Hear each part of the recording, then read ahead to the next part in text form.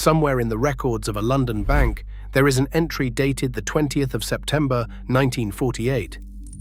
£1 million moved in a single afternoon, from one account to another. The man whose money it was never touched it again. Neither did his heirs. One of them married a daughter of the last caliph of the Ottoman Empire. One of them was denied his father's throne by his father's own hand. And the chosen one, the grandson who leapfrogged them all, died just 3 years ago in a modest rented apartment, thousands of miles from the palace where he was crowned. For 70 years, the family of the richest man on earth fought over that frozen million as it quietly grew into 35 million. This is the story of how the greatest private fortune of the 20th century came apart, and of the one heir who watched it happen from a sheep farm on the edge of the Australian desert. Stay with me. The truth is stranger than the legend. First, the scale. This man ruled a kingdom roughly the size of Britain, with 16 million subjects. He issued his own currency, he ran his own railway, his own airline, and his own postal system. His personal fortune was estimated at around $2 billion in the 1940s, at a moment when the entire yearly output of the United States was only about 100 billion. Adjust for time, and the figure most often cited today runs north of $200 billion. In February of 1937, Time magazine put his portrait on its cover and called him the richest human being alive. Which leaves this story with two questions it must answer. One, where did the money actually go? Because a fortune that size does not simply evaporate. Two, how does that man's bloodline arrive 2 generations later at a small flat in Istanbul? Both answers are coming. And the second one, I promise you, is the stranger of the two. His name was Mir Osman Ali Khan, 7th Nizam of Hyderabad, ruler of the largest and richest princely state in British India. His dynasty sat on the treasure of Golconda, the mines that had given the world the Koh-i-Noor and the Hope Diamond. 7 generations of tribute, taxes and gemstones had pooled in his cellars. Visitors described trucks in the palace grounds loaded with gold, and by most accounts they were not exaggerating by much. On the desk in his study, holding down stacks of state papers, sat a paperweight. It was a diamond, nearly 185 carats, among the largest in the world.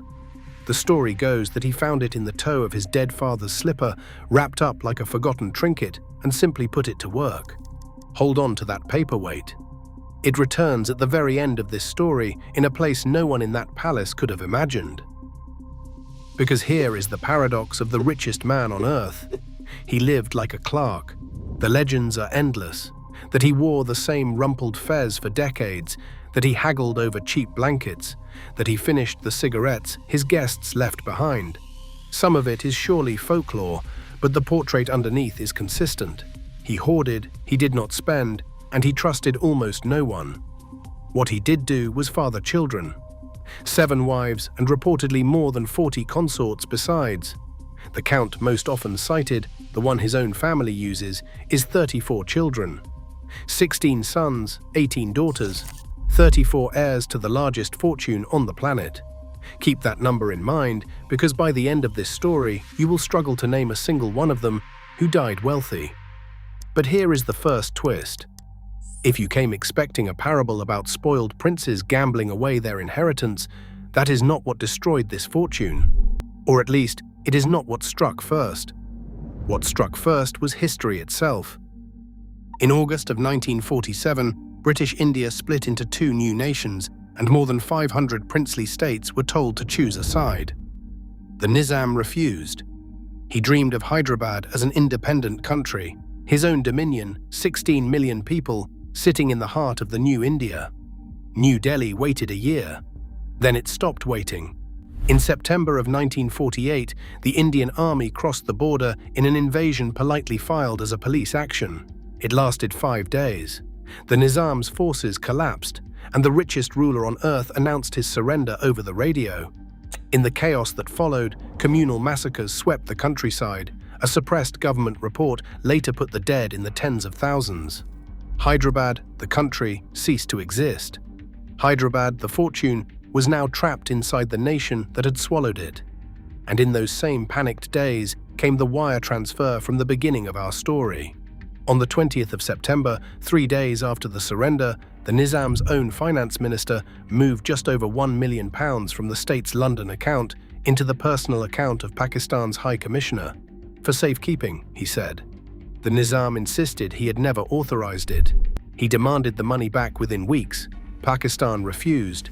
The bank, caught between claimants, simply froze the account. Remember it. It stays frozen for 70 years. The Nizam spent his final 2 decades as a king without a country, walling what remained of his wealth inside dozens of family trusts, including 2 built solely to hold the jewels. He died in February of 1967, and Hyderabad poured into the streets for one of the largest funerals India had ever seen. By some accounts, 1 million mourners. The fortune, on paper, was still immense. And that is precisely when the strangest chapter of this story begins. Because now comes the question every dynasty must answer: who inherits? 34 children were waiting. The eldest son had spent a lifetime rehearsing for the throne, and the old man, with his last great act, passed over every single one of them. He chose a grandson. Mukarram Jah, educated at Harrow, at Cambridge, at Sandhurst, grandson of the Nizam on one side and, through his mother, of the last Ottoman caliph on the other. 2 collapsed empires met in one young man.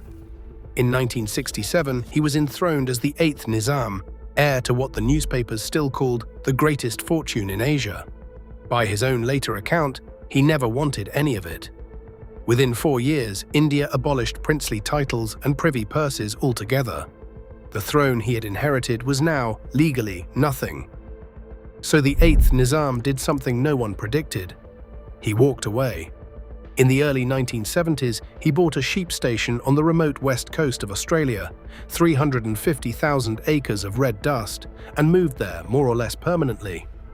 The heir of Golconda's diamonds spent his days repairing engines and driving bulldozers across the outback, sometimes for hours, entirely alone. He seemed, by every account, happier on a machine than on a throne. But a fortune left unattended is a fortune under siege. Back in Hyderabad, his palace's hundreds of rooms, entire wings sealed since his grandfather's day, were quietly bled by caretakers, their contents vanishing into the antique trade. In Australia, the station lost money year after year.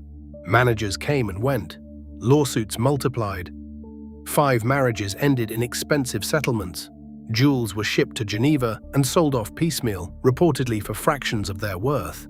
By the early 1990s, the man who had inherited the richest estate on earth could not pay his bills. In 1996, he left Australia and disappeared into Turkey, the homeland of his mother's fallen dynasty. Hold on to that detail. Of all the places on earth, the last Nizam chose the country of the other empire his family had lost. We will find him there again at the end. But first, the money. You were promised an answer, and it begins in a courtroom in London. Follow the trail. The jewels first.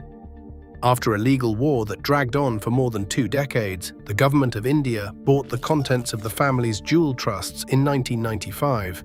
173 pieces, including the Paperweight diamond, for roughly $70 million. Independent valuers had put the collection at several times that figure. The heirs took the money, split it dozens of ways, and watched the treasure disappear into a central bank vault in Mumbai.